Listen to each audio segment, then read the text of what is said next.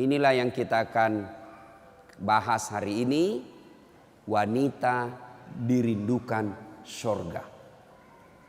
Ya, saya dikasih judul menjemput rezeki, tapi rasa-rasanya judul ini yang lebih tepat.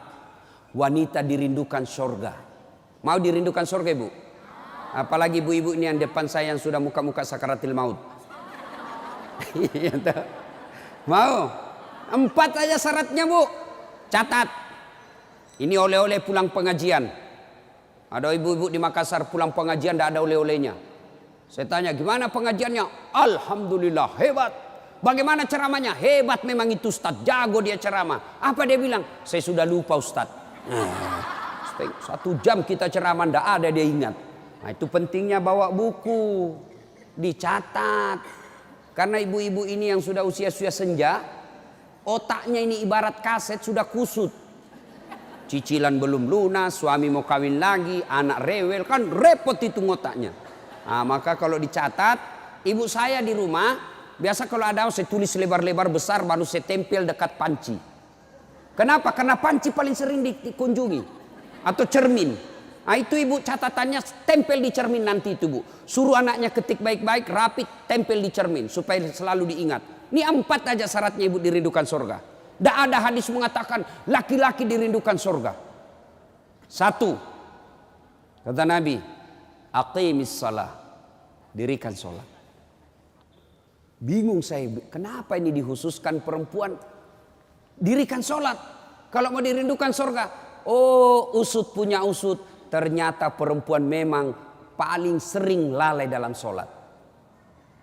Kapan Ustadz? 1, selesai haid. Tuh kalau iman tidak baik bisa haidnya 4 hari, dia tambah bonus 2 hari. Ya kan? Iya. Dia bilang suaminya, biasanya haid cuma 4 hari. Ini sudah hari ke-6 kau belum sholat. Belum bersih. Iya toh? Dia bilang suaminya, bohong, masih ada sedikit-sedikit. Dia lagi suaminya, serius lu? Apa serius? Saya kasih lihat kau. Iya toh? Nipu diri sendiri. Malah dia nanya sama saya, Ustadz, katanya kalau selesai haid subuh baru mulai sholat. Subuh kesiangan. Dia bilang, ya sudah, besok lagi saya sholat. Tidak boleh. Duhur bersih, duhur sholat. Isya bersih, ibu nih sudah maghrib. Begitu mandi, rasa-rasanya saya sudah bersih. Jam 10 malam bersih, wajib mandi junub. Selesai sholat, tidak boleh nunggu isya subuh. Ini yang banyak ini isya. Padahal sudah bersih malamnya, dia cek, sudah bersih nih. Jam 10, sudah bersih. Mandi, sholat, meskipun sudah jam 11 malam. Ya, apalagi nifas. Ini banyak yang salah paham nifas. Katanya nifas harus 40 hari. Siapa yang bilang? Nifas itu tidak harus 40 hari. Bisa jadi lebih 40 hari. Bisa jadi cuma 10 hari. Tergantung ibu bersih atau tidak. Ada teman saya selesai melahirkan istrinya, dia pergi beli Indomie 1 dos.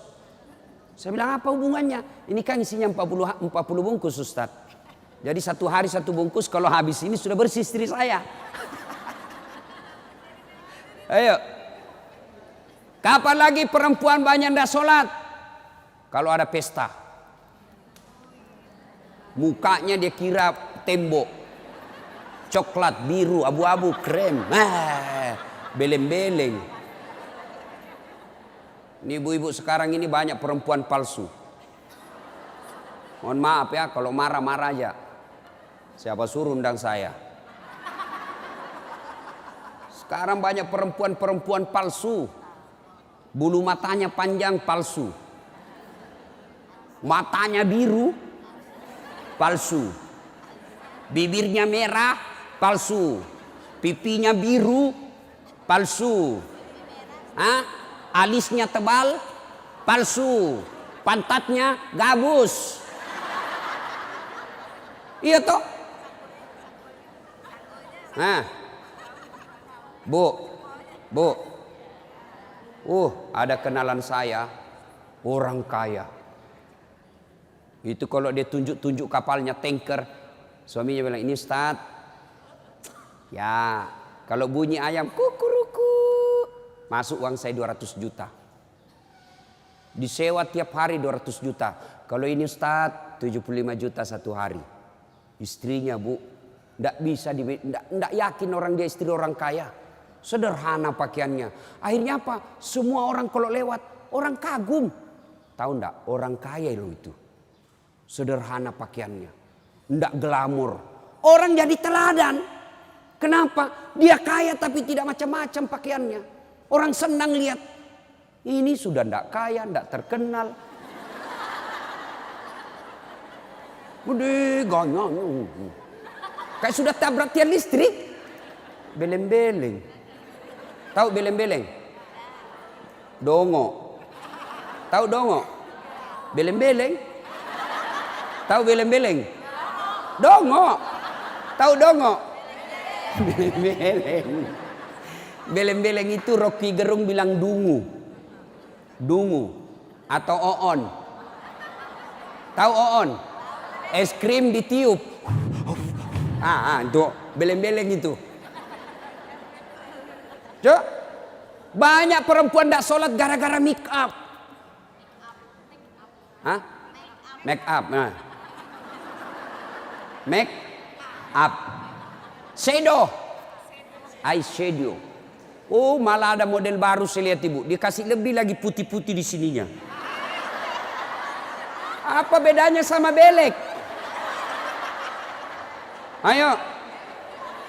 Sekarang ini kita dibodoh-bodohi sama artis. Memangnya artis idola kalian? Yuk, ada lagi yang lebih beleng-beleng. Dikasih lebih lagi alisnya sini nih. Ada lebihnya sedikit naik. Begini modelnya. Saya bilang kenapa lagi dikasih lebih? Dia bilang seperti artis Korea. Artis Korea baru sudah pensiun. Apa ini dibodoh-bodohi sama make up?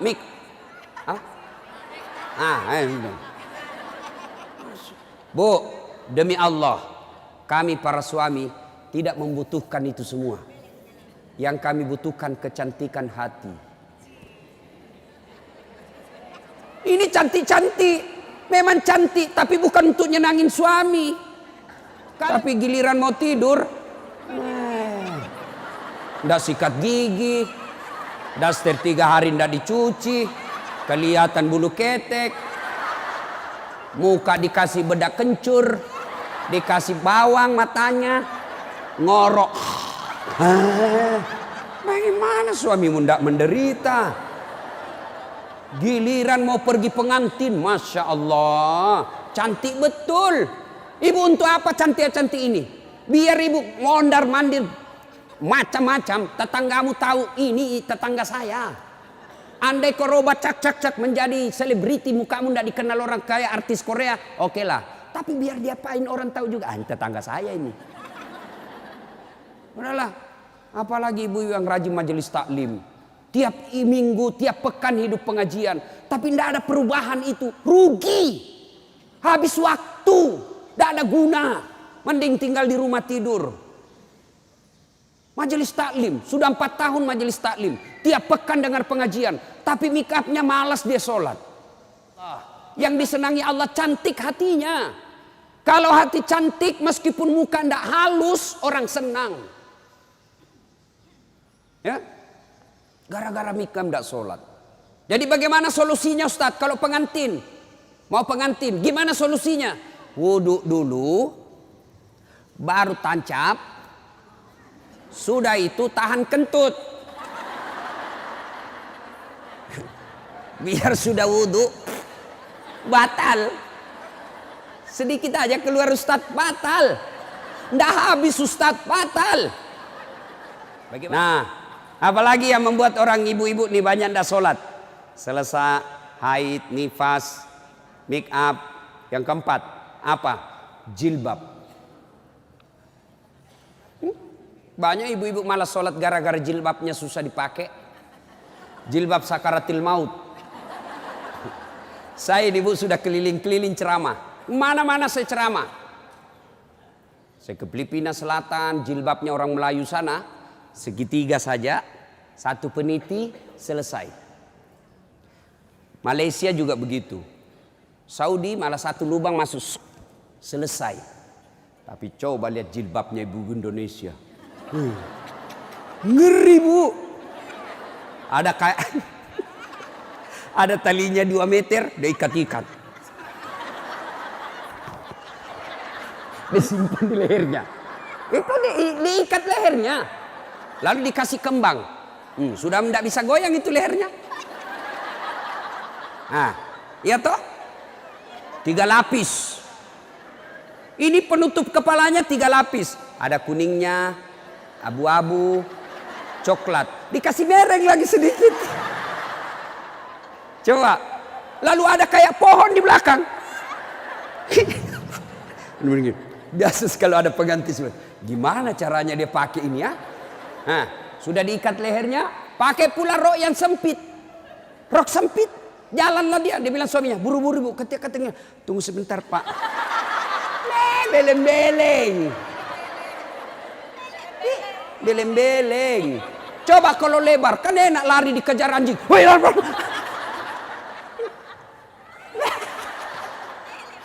Beleng-beleng. Ayo bu. Sudah berapa tahun majelis taklim? Sudah berapa tahun hadir pengajian sini? 5 tahun. Mestinya pakaian seperti itu ditinggalkan. Apa dilarang? Tidak dilarang. Cuma kalau gara-gara itu tidak sholat, hancur ibu. Pergi pengantin, make upnya luar biasa, jilbabnya susah. Tiba waktu sholat, dia bilang suaminya, bu, ini sudah mau hampir asar. Kau belum sholat duhur, kau pergi sholat. Sadar lo pak. Ya saya sadar, saya suruh kau sholat. Sadar lo pak. Ya saya sadar, ya saya suruh sholat. Oh pergi sholat, apa kata? Kau tidak lihat ini jilbab saya? Ini 2 jam. Beleng-beleng.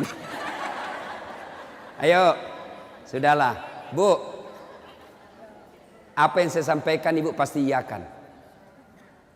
Perempuan cantik, tidak terlalu cantik, tapi dia kaya, istri bangsawan, ya, populer, tapi pakaiannya sederhana, itu yang jadi orang senang. Coba kan, dia sudah kaya, cantik.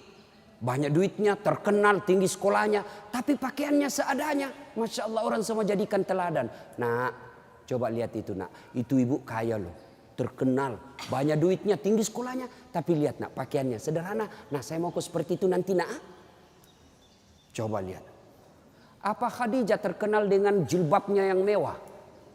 Apa Aisyah terkenal dengan lipstiknya yang banyak? Enggak kan? Tapi karena apa? Karena akhlak. Ngapain kita cantik-cantik akhlak kita jelek? Daripada beli make up 700.000 per bulan. Ibu sudah 60 tahun. Yuk lebih baik beli lipstik palsu. Harga 10.000. 690.000. Nih bawa ke masjid. Itu tabungan akhiratmu. Ada sekali jalan 1 juta. Nempel. Daripada itu 1 juta. Ada lebih gila. Apa itu? Saya pernah lewat di Makassar, salon, gambar jari-jari begini. Saya tanya sopirku, apa itu? Ini salon Ustadz. Salon apa? Ibu-ibu gunting-gunting kuku. Apa namanya bu? Dia tahu semua ini. Apaan? 25.000 satu jari. Berarti 10 jari. 250.000. Apa lebih tidak enak itu 250.000 kau tabung untuk akhiratmu dikubur. 250.000 hanya untuk potong kuku.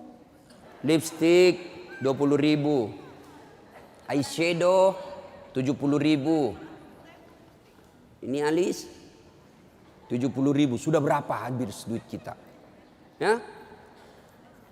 Dengar ini yang suka cukur-cukur alis. Laknat Allah kata Nabi bagi mereka yang mencabut dan mencukur alisnya. Tuh, enggak usah baku lihat ibu. Boleh gambar alis, boleh, tapi jangan pakai tato. Ini tato alisnya. Tak haram itu bu. Mau gambar alis silahkan, pakai pensil celak.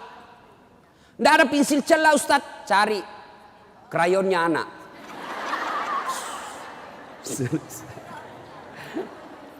Nah ya, kalau ada pengantin, ibu-ibu silakan make up, tapi jangan berlebih, jangan gara make up dan jilbab ibu tidak sholat padahal sudah 5 tahun majelis taklim. Auzubillah min zalik. Tidak ada gunanya itu. Maka tunaikan sholat dengan sebaik-baiknya, ibu akan dirindukan oleh surga. Saya sudah sholat Ustaz, kenapa hidup saya masih susah? Berarti sholatnya belum sempurna. Ada yang di sini sakit ibu, asam urat, gula, kecil buat Allah sembuhkan itu. Kecil. Apa susahnya Allah sembuhkan penyakit itu? Kecil. Cuma kadangkala ketika kita sakit kita lupa Allah. Kita lebih senang ke dokter. Emang dokter yang sembuhkan penyakit? Ya. Mohon maaf kalau ada dokter di sini. Sampai detik ini saya belum pernah ketemu dokter yang hebat. Kenapa? Begitu saya ke dokter, saya juga yang kasih tahu penyakitku. Iya toh? Assalamualaikum dok. Waalaikumsalam Ustaz. Masih sini Ustaz. Kenapa Ustaz? Mencret-mencret dok. Mules terus perutku dok. Kenapa bisa? Dalam hatiku, ya urusanmu dong, kalau kau dokter. Masa saya kau tanya? Yang hebat kalau baru muncul, Ustadz pasti mencret. Itu yang hebat. Tapi kan tidak. Allah tanpa diberitahukan, tanpa curhat, Allah tahu apa penyakitnya ibu. Maka datang sholat. Sudah itu sholat, sudah itu sholat, sudah itu sholat. Baru ke dokter. Ayo perbaiki sholat ibu. Tidak ada susahnya Allah kasih dunia. Ustaz, saya sudah 30 tahun rantau ke Jogja. Tidak bisa beli rumah Ustaz. Masih ngontrak-ngontrak. Tidak usah cari capapnya. Periksa sholatmu. Saya sholat Ustaz. Kok begitu hidupku? Berarti belum ikhlas. Mana buktinya belum ikhlas? Suka nunda-nunda sholat. Asar sholatnya dekat duhur. Duhur sholatnya dekat asar.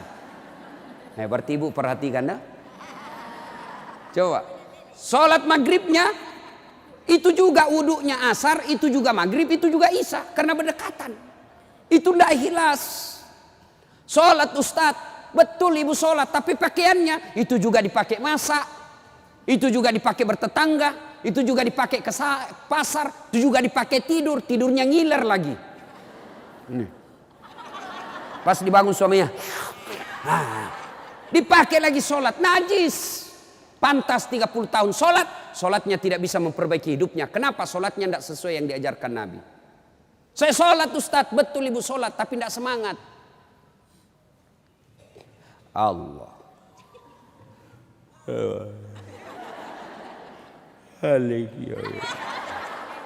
Iya kena.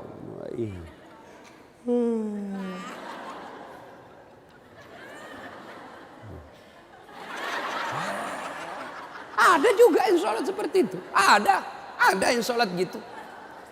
Allahu Akbar. Sholat kayak ditiup angin.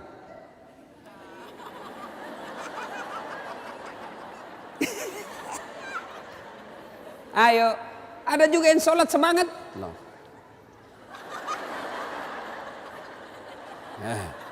Ketawa karena ibu membayangkan diri sendiri. Ada juga yang sholat cari duit. Allahu Akbar. Iya kena budu'i. Duit saya tadi 100. Beli sayur 50.000. Beli pulsa 20.000. Allahu Akbar. Mana yang 30 ya? Allah. Selamat. Oh di bawah sadel lah. Sepanjang sholat cari duit. Apalagi ibu sholat sambil masak. Canggih betul ini. Allahu Akbar. Tiba-tiba bau hangus. Allahu Akbar. Pantas 30 tahun sholat. Maka majelis taklim yang baik, majelis taklim yang faedah, majelis taklim yang manfaat, ada perubahan setelah dia ikut majelis taklim. Mungkin sebelum majelis taklim seperti itu sholatnya. Pulang majelis taklim tidak seperti itu lagi. Ada perubahan. Ya. Karena juga itu majelis taklim saya lihat lomba baju seragam. Malah ada yang curhat sama saya, Ustadz bubar saya majelis taklim Ustadz. Kenapa? Belum lunas seragam kita, ada lagi yang baru. Itu. Padahal yang mau beli pengat seragam ini ya pengurusnya. Pengurusnya hanya 5 orang aja. Ya, yang kaya-kaya. Ini aja yang berdiskusi 5 orang. Ini jelek mulai kabur, nih ada nih yang baru, ganti lagi. Orang belum lunas diganti lagi. Majelis taklim yang baik bukan yang banyak seragamnya, tapi yang tambah ilmunya, tambah akhlaknya. Itu yang baik. Ya. Perbaiki sholat. Bu ya. Bu. Sholatullah Mullah ala toha Sholatullah salamullah ala yasin habibillah. Biasanya kalau saya ceramah ada air di samping saya. Cari-cari ini dilupa ini panitia. Satu ya. Satu ibu. Sholat. Maka ibu. Halo ibu. Ibu. Bu. Ibu ndak usah cemas kalau anaknya ndak tahu bahasa Inggris. Ibu ndak usah cemas kalau anaknya ndak tahu bahasa Korea. Ibu ndak usah cemas kalau anaknya ndak punya kerja, pengangguran. Ndak usah cemas. Yang ibu cemaskan kalau anaknya sudah mau dilamar masih tidak sholat. Itu yang ibu perlu cemaskan. Ya, kan ibu-ibu sekarang hebat betul anaknya Ustadz. Kenapa? Tuh masih SD sudah pintar bahasa Inggris. Apa hebatnya? Banyak yang begitu. Nggak percaya? Ibu ke Inggris. Demi Allah bu, anak-anak di sana baru belajar bicara pakai bahasa Inggris. Apa yang hebat? Banyak yang begitu. Yang hebat anaknya ibu, sampean punya anak, panjenengan punya anak, pergi majelis taklim, pergi ke pasar, anaknya yang masih SMA nelpon ibunya, matur nuwun bu, ini sudah duhur, bu sudah sholat enggak? Ibu sudah kaya itu. Asar lagi nelpon lagi anaknya, mak, lagi di mana mak? Masih di tempat kajian nak, masih di tempat arisan. Mak, ini sudah asar. Jangan sampai ibu sibuk ngurus arisan lupa sholat. Itu anakmu yang kaya. Pernah di SMS begitu anaknya bu? Pernah? Paling di SMS, mak kirimi pulsa. Maka ibu dari kecil anak-anak diperkenalkan sholat. Ya, mau dirindukan surga, syarat pertama aqimis shalah, dirikan sholat. Tidak cukup yang 5 waktu, tambah sunnah. Sunnah apa Ustadz? Yang sederhana. 1, sholat sunnah duha. Ibu-ibu, ada enggak di sini yang punya tanah 1 juta hektar? Anda usah 1 juta. 100 hektar ada di sini bu? Ada? Enggak ada. Tapi ibu mau enggak punya harta lebih dari 100 hektar? Lebih dari 1 provinsi. Mau? Itulah sholat sunat fajar. Ayo, 2 rakaat sebelum ibu sholat subuh. Itu nanti ketika ditimbang kata Nabi, yang 2 rakaat ini lebih berat 2 rakaat ketimbang dunia dan isinya. Tuh sholat duha, sholat fajar. 2 rakaat. 2 rakaat saja bu. 2. Coba. Sudah pagi-pagi. Anak sudah pergi sekolah. Suami sudah pada bekerja. Pekerjaan rumah sudah tuntas. Jam 8, jam 9. Yuk sholat duha. Sholat duha. Bagaimana caranya? Sama sholat sunnah biasa. Bedanya niat. Nih yang biasa ibu-ibu tanyakan. Ustadz apa niatnya? Bu. Niat itu bukan bahasa mulut. Niat itu bukan bahasa lisan. Niat itu di sini. Usolli itu hanya ulama Melayu yang ngajarkan. Mau pakai boleh, tidak mau pakai sah. Coba lihat orang Arab kalau ibu pergi umroh. Coba lihat umumnya orang Arab. Jalan, berdiri langsung Allahu Akbar. Iya toh? Kalau kita kan lama dulu ibu, loading.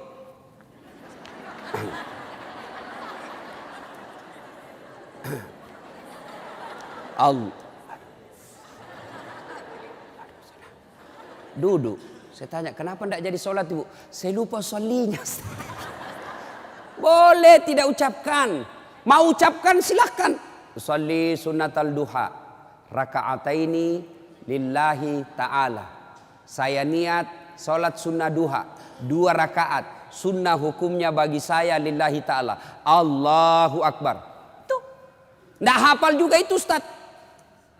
Ambil jalan pintas. Berdiri tegak. Menghadap ke kiblat, baru ibu bilang begini, Tuhan, sholat sunnah duha ya, Allahu Akbar. Boleh, benar boleh bu. 2 rakaat berikutnya ulang lagi, Tuhan masih seperti yang tadi, Allahu Akbar. Boleh, benar. Daripada ibu nunggu bahasa Arabnya, ndak hafal, ibu ndak sholat. Itu sholat duha ibu. Hei bu, suami pergi cari nafkah. Anak sudah pergi sekolah. Ibu sholat duha. 2 rakaat salam, 2 rakaat salam, 2 rakaat salam, 2 rakaat salam. Boleh 2 rakaat. Bagus 4 rakaat. Lebih utama lagi 6 rakaat. Lebih mulia lagi 8 rakaat. Boleh 2? Boleh. Kalau ibu sibuk 2 aja boleh. Bacaannya sama sholat sunnah yang lain. Nggak hafal banyak ayat-ayat Ustadz. Ya sudah yang ibu hafal aja. Kul-kul ya sudah kul-kul aja. Rakaat pertama kul huwallah. Rakaat kedua kul huwallah lagi. Tidak apa-apa.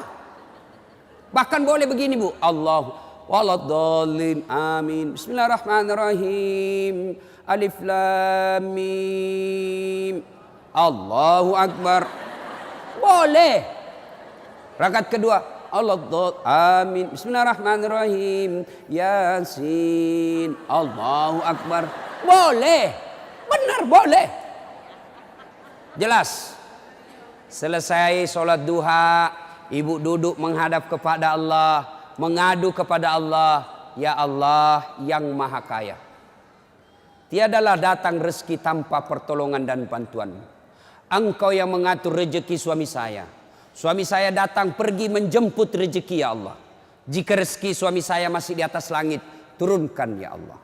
Jika masih dalam tanah, munculkan ya Allah. Jika masih jauh, dekatkan.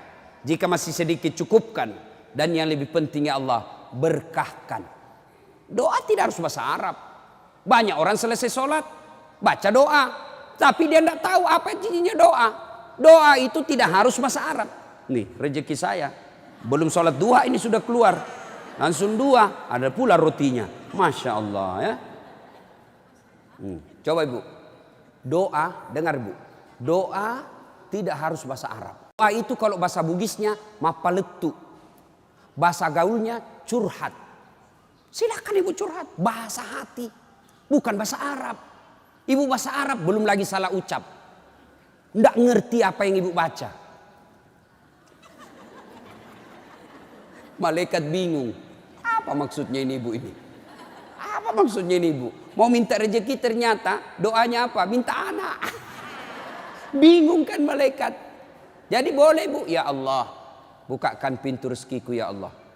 Mudahkan suamiku memperoleh rezekinya ya Allah. Sudah itu SMS suami. Bang, jangan menghalalkan segala cara. Baru aja aku doakan abangku selamat dalam mencari nafkah. Salam sayang selalu dari istrimu di rumah. Senang itu. Saya ibu, itu istri saya. Kalau dia SMS begitu, saya kasih lihat semua temanku. Istriku ini SMS-nya. Coba SMS begitu suaminya bu.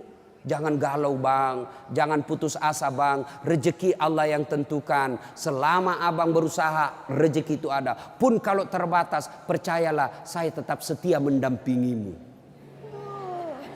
Pernah SMS begitu suaminya? Paling SMS-nya bang, jangan lupa singgah beli gas ya. Yuk, sholat duha. Saya banyak dosa Ustaz. Saya perempuan hijrah. Dulu banyak betul maksiat saya lakukan Ustaz. Masa muda saya suka gaul. Masa muda saya selalu ke tempat hiburan malam. Masa muda saya selalu maksiat. Allah jelaskan wala tai'asu mir rauhillah. Bu, jangan putus asa. Ibu jangan putus asa. Besar dosamu tapi ampunanku jauh lebih besar. Gimana caranya? Yuk sambut dengan sholat sunnah taubat. Gimana salat sunat taubat Ustaz? Sama salat tahajud, sama salat duha, cuma beda waktu, beda niat. Kalau duha pagi hari, salat taubat boleh pagi, boleh, tapi waktu paling bagus yang dilaksanakan Nabi selesai salat maghrib nunggu isya. Jadi ibu ndak ada kegiatan nih, sudah maghrib, datang ke masjid, nunggu isya, ndak usah pulang, nunggunya salat taubat 6 rakaat. 2 rakaat salam, 2 rakaat salam, 2 rakaat salam, 6. Boleh 2, boleh. Salat taubatnya, niatnya, sholli sunnatal taubat raka'ataini lillahi ta'ala. Saya niat salat sunat taubat 2 rakaat, sunnah hukumnya bagi saya lillahi ta'ala. Allahu Akbar. Baca doa iftitah, baca Al-Fatihah, baca surah pendek, ruku, itidal, sujud, dan seterusnya. Kapan taubatnya Ustaz? Sujud terakhir. Sujud terakhir. Ibu taubat. Ya Allah, tadi saya hilap ya Allah. Di kantor saya hilap. Dia pegang tanganku, bosku. Dia remas-remas jari-jariku ya. Aku pun membalasnya ya Allah. Akhirnya beremas-remaslah kami ya Allah. Ya Allah, saya hilap ya Allah. Maafkan saya ya Allah. Rabbana la tusik qulubana ba'da is hadaitana wa hab lana min ladunka rahmah. Ya Allah, saya hilap ya Allah. Ampuni saya. Jangan engkau palingkan hati hamba. Jangan engkau sesatkan hati hamba setelah engkau berikan hidayah ya Allah. Ampuni saya ya Allah. Allah ampuni. Yang penting tobatnya tobatan nasuha. Jangan tobat ibu hamil. Ibu-ibu masih ingat waktu hamil? Melahirkan. Ingat waktu melahirkan? Tidak mau lagi saya Pak. Tobat. Hancur saya Pak. Tidak mau lagi saya. Terakhir ini saya hamil. Terakhir Pak. Tidak mau lagi saya hamil. Terakhir tidak mau lagi. 6 bulan kemudian. Hamil lagi. Ya. Nah. Banyak jenis-jenis sholat sunnah. Tapi lain waktu kita laksanakan. Lain waktu kita lanjut. Pertama, dirindukan surga. Dirikan sholat. Yang kedua. Kata Nabi. Wasyamu Ramadan. Berpuasalah di bulan suci Ramadan. Alhamdulillah, tuntas puasa Ramadan. Tapi jangan puas sampai di situ, Bu. Maka kita lanjutkan dengan puasa Senin Kamis. Ya, puasa yang paling baik. Puasa yang tidak pernah ditinggalkan Rasulullah. Puasa Senin Kamis. Bu ibu nih yang agak lebih berat badannya. Bukan gemuk, cuma perbandingannya kurus. Bukan. Orang bilang Ustadz kurus betul. Bukan kurus, kamu yang gendut. Yang lebih berat badannya, yuk terapi Senin Kamis. Senin Kamis. Ibu-ibu mau sehat, Senin Kamis. Bagaimana? Mulai Kamis ini jangan pernah lagi lepas puasa. Bangun, makan sahur. Ternyata jam 9 lupa kalau puasa, makan aja. Terbiasa kan setiap pagi kita sarapan. Nah Kamis ini kita mulai. Karena kebiasaan kita bertahun-tahun sarapan. Ya sarapan makan. Begitu lagi selesai. Wih. Kamis. Ternyata saya puasa. Lanjut. Boleh. Yang tadi 1 mangkuk. Rezeki. Ibu lupa. Ternyata siang makan lagi. Wih. Kamis. Puasa. Lanjut lagi Bu. Benar ibu lupa. Lanjut. Boleh. Ternyata asar. Ada lagi kasih es cendol. Saya puasa. Sudah rezeki ibu itu. Yang penting betul lupa. Saya sering begitu ibu. Lanjut. Karena saya lupa. Orang lupa tidak kena hukum. Tiba-tiba saya diajak makan coto. Ustaz coto. Namanya kita senang ditraktir. Begitu habis. Saya puasa rupanya. Tidak apa-apa. Lanjut. Boleh. Yang tidak boleh, ibu misalnya kan? Misal. Bismillahirrahmanirrahim. Misal sudah di dalam nih. Sudah ada di dalam, baru sadar, saya puasa. Jangan bilang terlanjur. Batal. Batal itu. Maka kalau dia sudah di dalam mulut, langsung ingat saya puasa, muntahkan. Cuci. Sah. Biar ibu 3 kali makan dalam sehari. Yang penting betul-betul lupa. Begitu kan. Ma makan puasa. Oh iya nak. Sah. Coba ibu besok. Mulai hari Kamis ini. Ternyata jam 10, jam 11 lolos, jam 12 masih bisa, jam 1 enggak tahan. Datang tetangga bawa kue, nyaman lagi. Wah, sudahlah, ya sudah buka. Dari jam subuh sampai jam 1 ibu sudah dapat pahala. Cuma sayang kalau sudah jam 2 rusak bu, ibu betul-betul imannya lemah. Masa sudah setengah jalan masih mau buka. Tapi pun kalau buka karena sakit silahkan buka. Sudah dapat pahalanya itu. Coba mulai Kamis ini. Itulah yang disebut majelis taklim yang sukses. Ada perubahan tiap pekannya. Ada perbaikan tiap bulannya. Tahun lalu belum biasa Senin Kamis. Tahun ini terbiasa Senin Kamis. Majelis taklim yang manfaat. Ya, Senin Kamis. Yang ketiga, karena waktu yang sangat terbatas, ini dirindukan oleh surga. Apa itu? Menaati perintah suami. Ini yang berat ini. Taat sama suami ini berat. Bu, berat. Bu, dengar ibu. Ada pada zaman Nabi, bertetangga nih. Tiba-tiba ibu yang tetangganya ini wafat ibunya. Maka tetangganya datang.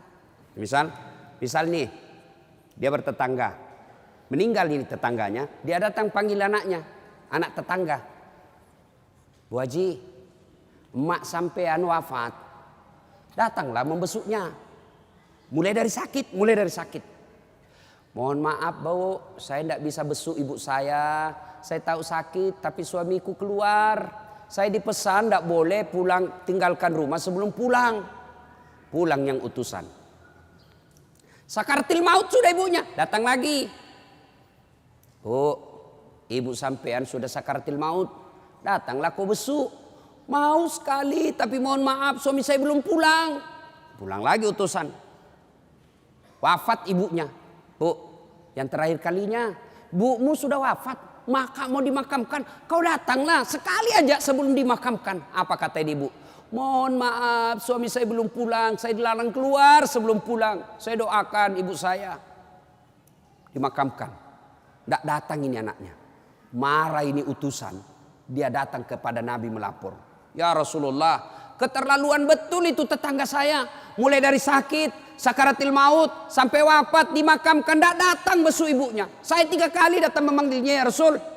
Nabi kata, wih, nak durhaka betul itu. Kok bisa begitu? Kenapa bisa? Ya Rasulullah, suaminya pergi. Jihad, perang. Dipesan sama suaminya. Jangan pernah tinggalkan rumah sebelum saya pulang. Mendengar ini, apakah Nabi marah? Subhanallah, dengar ibu. Subhanallah. Nabi lalu bersabda, Alhamdulillah, diampuni dosa ibu yang wafat karena punya anak, istri yang taat sama suaminya. Masya Allah. Kira-kira masih ada istri zaman sekarang begini? Masih ada. Baru 10 menit pergi suaminya, dia telepon temannya. Datang aja, suami saya sudah keluar. Bu, taat sama suami. Itu pintar redanya ibu masuk surga. Ibu mau tanda fungsi utama suami? Bu, halo ibu. Fungsi utama seorang suami. Ibu mau tahu? Mau tahu ibu? Jalan pintasnya ibu masuk surga. Passwordnya masuk surga. Kenapa? Ridha suami itu ridhanya Allah. Kalau ibu sudah ridhanya, suami sudah ridha sama ibu, Allah tersenyum kepada ibu. Sebaliknya kalau suami tidak senang sama ibu, tidak pernah baik hatinya suami sama ibu, percayalah, susah ibu masuk surga. Betul, ridhanya Allah itu tergantung ridha suami. Kenapa bisa Ustadz? Karena kami ini suami yang nanggung ibu dunia akhirat. Ibu kira enak jadi suami? Dipikir bagaimana supaya kita bisa beli mobil, ibu bisa enggak kena matahari jalan. Kami pikir suami bagaimana supaya ibu bisa pakai baju baru tiap bulan supaya saudaramu enggak menghina kamu. Dipikir bagaimana supaya suami istri saya pakai emas, berlian supaya tetangganya enggak menghina dia. Itu dipikir semua oleh suaminya. Mana ibu pernah pikir bagaimana supaya saya belikan suamiku berlian? Pernah ibu? Ayo. Bukan cuma di dunia, di akhirat pun ibu ditanggung oleh suami. Beruntunglah wanita Islam. Wanita Islam itu sebelum diperiksa semua amal-amalnya, sebelum diperiksa puasanya, diperiksa hajinya, ada 4 laki-laki yang harus menanggung dia. 4 laki-laki yang harus menanggung ibu. Siapa? 1, orang tua, bapak. 2, suami. 3, anak laki-laki. 4, saudara laki-laki. Ini 4 yang bertanggung jawab terhadap ibu. Kenapa itu perempuan dia pakai jilbab? Ditanya suaminya, ditanya bapaknya, ditanya anak laki-lakinya, ditanya saudara laki-lakinya. Ternyata ini 4 laki-laki yang tidak beres, maka ibu bebas tugas. Itu enaknya jadi perempuan Islam. Beda kami laki-laki. Biar kami sholat, ketua majelis ulama, hafal Quran, istrinya tidak pakai jilbab, istrinya tukang gosip, istrinya tidak puasa, istrinya tidak nutup aurat, istrinya tidak sholat. Demi Allah, ku ampusakum wa ahliku. Suamimu, nih kau masuk neraka sama istrimu. Ditanggung ibu dunia sampai akhirat. Suamiku tukang selingkuh, Ustaz. Suamiku pemabuk, suamiku tukang tipu, suamiku koruptor. Tidak ada hubungan, dia yang tanggung dosanya. Ibu kalau banyak agamanya, tadkhulul jannati bisalam. Kata Nabi, nih 7 pintu surga. Ibu pilih mana yang ibu mau masuki. Tidak ada urusan dengan suamimu. Itu enaknya. Jadi ibu jangan suka ngomel-ngomel. Beruntunglah ibu menjadi wanita Islam. Supaya sekali ngeluh, suami saya Ustaz. Ini lebih parah lagi, dia curhat di Facebook. Ada juga ibu-ibu sekarang suka sekali ungkap aib suaminya di medsos. Di mana di kau? Tak kusangka kau begitu. Kesepian banget, pret. Apa yang begini? Ya, ibu taat perintah suami. Passwordnya ibu masuk surga, ridha suami. Tapi kalau ibu durhaka sama suami, susah. Perempuan sekarang kan banyak tidak hormat sama suaminya. Ketika Nabi Isra Mi'raj kan diperlihatkan. Masuk Nabi surga, Masya Allah banyak betul penghuni perempuan. Begitu Nabi masuk neraka, na'udzubillah min zalik, lebih banyak lagi perempuan di neraka. Lalu ditanya Nabi sama sahabat, kenapa bisa begitu ya Rasul? Ada 2 kelemahan perempuan. 1, tidak bisa tahan mulutnya cerita kejelekan orang. Yang kedua, dia tidak taat dan tidak mensyukuri suaminya. Itu sebabnya. Kalau ibu pandai mengendalikan mulut tidak cerita orang. Yang kedua, taat sama suami. Gampang ibu masuk surga. Cuman kita kan ini penyakit kita. Datang begini masih gosip tuh. Damai tapi gersang.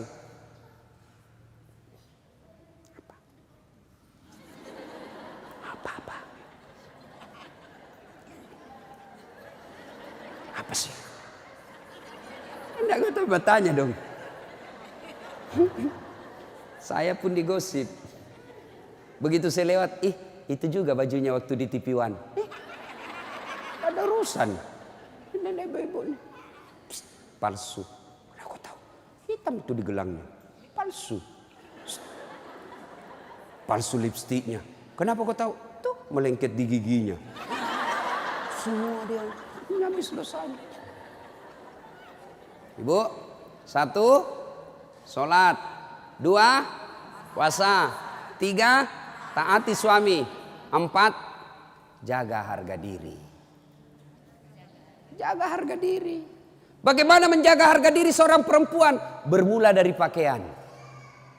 Ibu-ibu jangan lagi pakai jilbab apa itu. Untung sekarang kan ada istilah jilbab syar'i. Dulu kan ada ibu-ibu pakai jilbab tapi ketat. Celananya ketat, bajunya ketat. Akhirnya apa? Jalan seperti orang di kampungku bilang buras. Tahu buras ibu? Hah? Lontong. Lontong. Coba lontong kalau dibuka kan masih ada kentara itu anunya, bekas-bekas ikatannya. Bu, wanita soleha, istri yang baik, pakaiannya tidak seperti itu. Salah satu menjaga harga diri, tidak pernah keluar tanpa izin suaminya. Kan biasa ibu-ibu keberatan. Kok suami lagi? Tapi ingat ibu, ridanya anak ada sama ibu. Allah itu maha adil. Bu mau masuk surga, bakti sama suami. Suami mau masuk surga, bakti sama ibu. Itu putar aja. Jangan lagi ada yang cemburu. Ustaz, saya serumah mertua saya.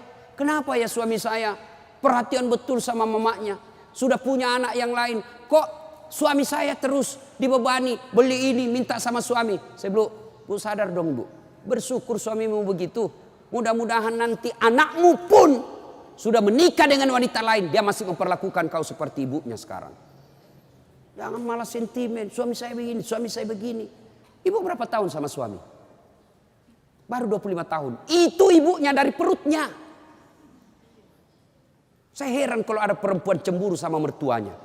Tak sadar. Gimana nanti kalau ibu punya mantu yang juga kurang ajar? Mau? Maka saya bilang sama istri saya, boleh kau maki-maki saya, boleh kau hina saya, boleh kau lempar kepalaku, yang penting tidak kena. Satu yang tidak boleh, jangan kau lukai perasaan ibu saya. Begitu ibu saya luka perasaannya, kau pembuat sial, keluar kau dari rumah. Tidak ada toleransi. Begitu mestinya kita jadi istri. Kalau ibu-ibu masih susah hidupnya, koreksi aja deh, barangkali durhaka sama mertua.